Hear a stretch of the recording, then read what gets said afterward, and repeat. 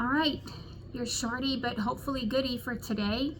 I spent a lot of years, and I've mentioned this before, at seminars and reading books and getting coaches and all the things. And the one thing that I found that they kept telling me over and over, and that I'm sure you've heard, is that it's you. You're the problem. It's all in your head.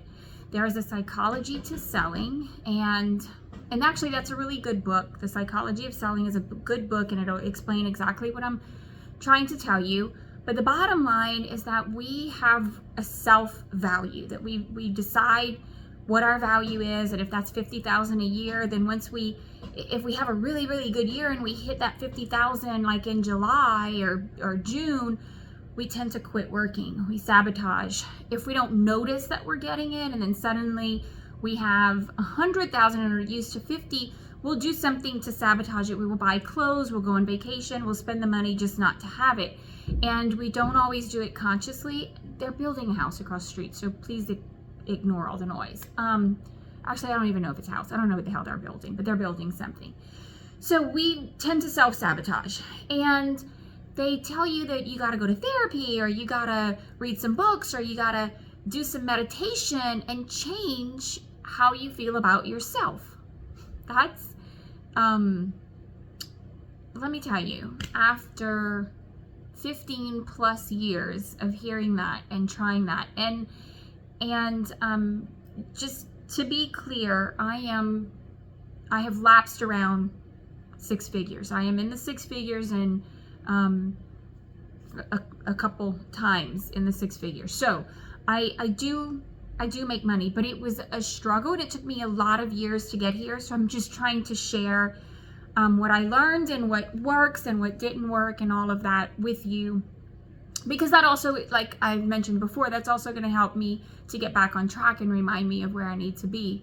So again, it's difficult to change how you think about yourself. It's not like a television show or a guru thing, or you can just look at yourself in the mirror every day and say, you're worthy, you're beautiful, you're smart, you can outsell Bob. That's not what it is.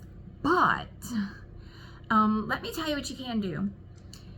When we have this self-concept of what we think that we're worth, it's hard to erase that. And so unless we have something to compare it to, it's even more difficult to erase that.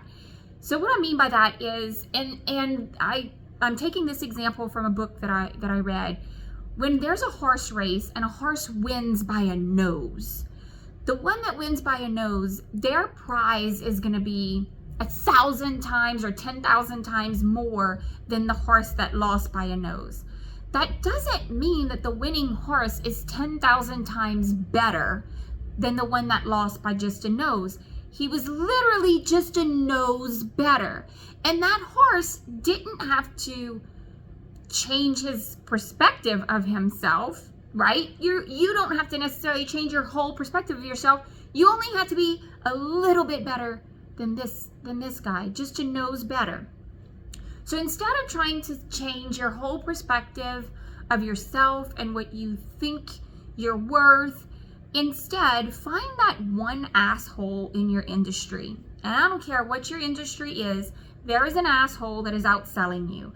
There is someone that you can't stand, that is not smart, that is not nice, that is unethical, that is just an all-around piece of shit in your industry. Find that person that is outselling you and just be a nose better than them. Because you can easily convince yourself that you are better than that piece of shit. You may not be able to convince yourself that you're better than who you are, but you don't have to be better than who you are. You're already better than that POS, right?